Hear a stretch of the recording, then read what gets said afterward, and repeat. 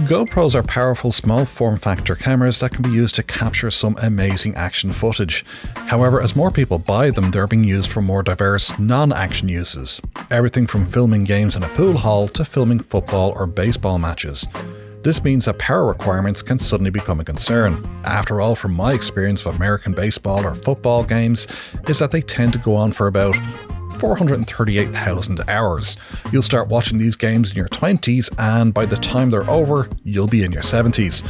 Now, this isn't an issue if you have a mains power supply that you can tap into, but what if there's no handy plug socket nearby? Well, you could use a power bank and have all the power you want. But what if it rains? I mean, sure, you could use the contacto door, attach the magnetic power charging cable to your camera, but that means plugging into a waterproof power bank, and there isn't any. I mean, sure, you've probably seen waterproof power banks advertised, but that usually means that they have a flap over the ports to stop water from getting into them. But you can't actually use these and have them remain waterproof at the same time. So that leaves us with extended batteries for the GoPro camera, and today I'm testing 3 of these models. We'll see what the pros and cons are, how well they perform, and if they're actually worth spending your hard-earned money on. Unless you're like a trust fund baby. Or mommy or daddy is a billionaire and you can just buy what you want. Either way, it's time to sit back, relax and enjoy. This is DemonView.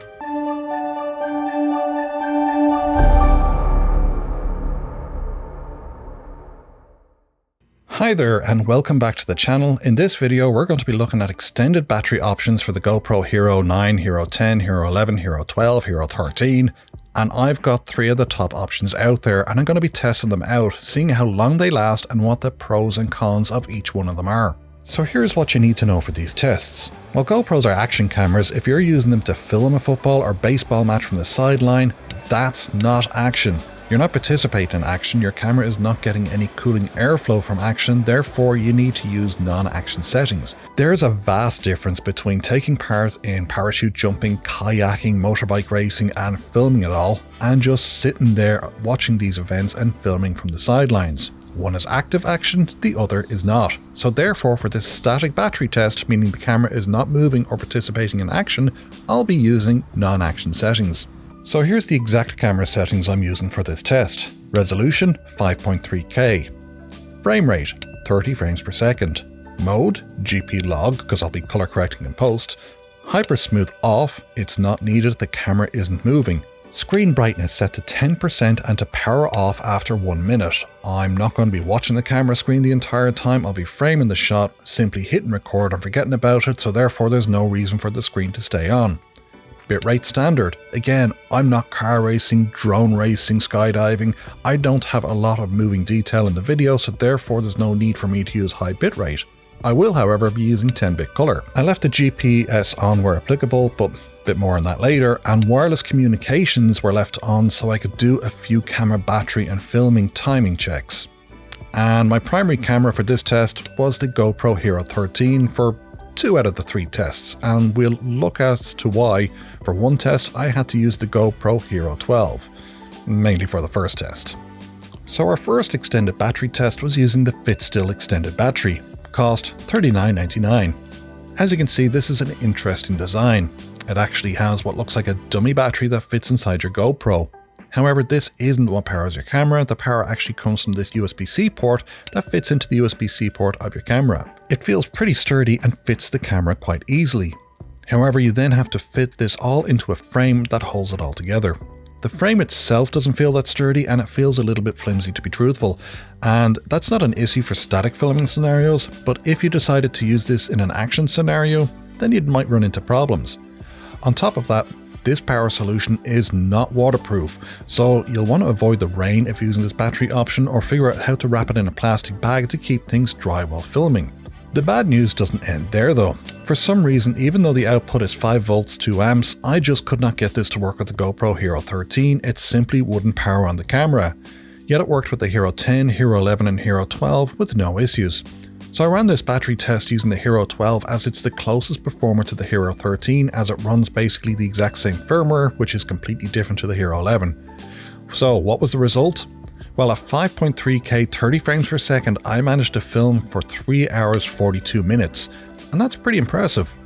What wasn't so impressive is that since it powers entirely off the battery pack, the GoPro couldn't tell when it was about to run out of power. So when it eventually did run out of power, this meant that the camera didn't close out the video file properly, and I saw that dreaded file repairing message.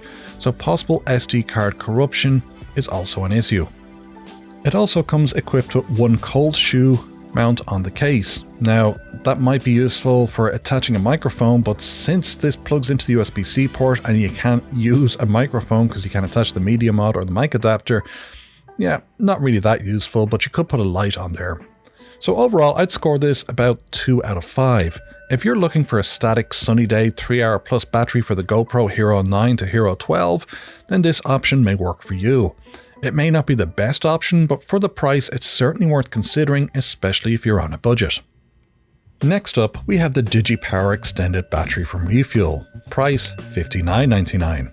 Now this battery claims to use pass-through charging when attached to your GoPro.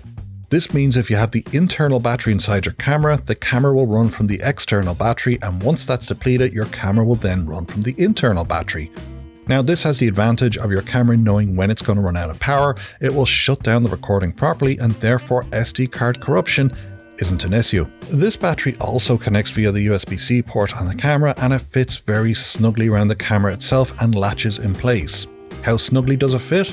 Well, according to the makers, this extended battery is waterproof down to 33 feet. While I haven't tested that particular claim out, I have used this in the rain, sleet and snow, and yes, this battery pack worked flawlessly. Even with ice built up on it, everything worked as promised. The battery pack is built into its own frame, it has its own mounting fingers. This frame itself feels really quite sturdy, and filming for static and even some action scenarios may be possible. This battery pack also worked with the Hero 10, Hero 11, Hero 12 and Hero 13. For this test though, I used GoPro's latest and greatest camera, the Hero 13. And again, I was using that 5.3K 30 frames per second setting. And how long did this battery last me? A whopping 7 hours, 16 minutes. Considering the conditions I was filming in and the length of time I got out of this battery pack, I'm going to give this a solid 5 out of 5 recommendation. I was impressed with everything about this rugged little performer, and I think you will be too. Just like the FitStill, it does have one cold shoe mount on it, and again that's useful for holding a light. Finally, we have the Suptig powerbank. Cost? Well, this is a 2-part cost for waterproof power. The powerbank costs $39.99, while the case for the camera costs $19.99. So for a 100% waterproof solution, your total cost will be $59.98. Technically, this isn't an extended battery, but a separate power bank for your camera. However, we're going to look at this anyway, as it is actually a waterproof solution, and just like the DigiPower, it also offers pass-through charging when filming with your camera. However, it is a 2-part solution, so for 100% waterproof filming, you'll need to buy both the power bank and the waterproof case. Power comes from this power bank via a USB cable that screws into the port on the back, and the other end of the cable screws into the side of the waterproof case. The plus side of this is that this solution not only offers complete waterproof protection for your camera, but also impact protection. However, there are a few cons to consider too. For one, you'll need to place the camera into the case and then screw the cable in, and this can be a bit fiddly, and I'd be worried about possible USB-C port damage in the long run. Since the side door is removed from the camera, there's also a slim chance that filming in a non-static environment, the battery could shake loose. Although this won't prevent you from powering the camera, it'll still run off the power bank. Since your camera is also in a case, overheating could be a possible concern depending on your filming settings and scenario. And since this is a rather manual process when it comes to tightening the cables, over-tightening can also be a concern, leading to a poor seal or broken threads. Trust me folks, you don't want to force tighten a seal. You'll actually be doing more damage than good. The tighter you make a seal, the better chance there is that it's actually going to be less waterproof. Just kind of like finger tighten the thing, but make sure it's on firmly. So using the exact same settings, how long did this last when filming in 5.3K 30 frames per second? Well, this lasted a stunning 7 hours 54 minutes. Performance wise, this is the best battery life out of all 3 power banks or extended batteries, and I would definitely recommend this power option if you want to shoot an extended night lapse. Overall, I'd give this power option a solid 4 out of 5. While it may be a bit fiddly to put together and overheating may be a concern, that's nearly 8 hours of battery life, and rugged camera protection makes this a very serious contender for extending filming times with your camera. So out of all these battery packs, which one do I use the most? Well, I would say I use both the DigiPower and Suptig power options around the same amount. When it comes to filming night lapses or extreme weather events, they both stand up to the elements very well and offer excellent performance. If I was going on an extended road trip and film it all as a time warp, then I'd probably use the Suptig due to the overall camera protection. If I was filming a night lapse or a static time lapse, then I'd probably use the DigiPower. So there you have it folks, 3 different power solutions for your GoPro camera, 3 different price points, and 2 very solid recommendations.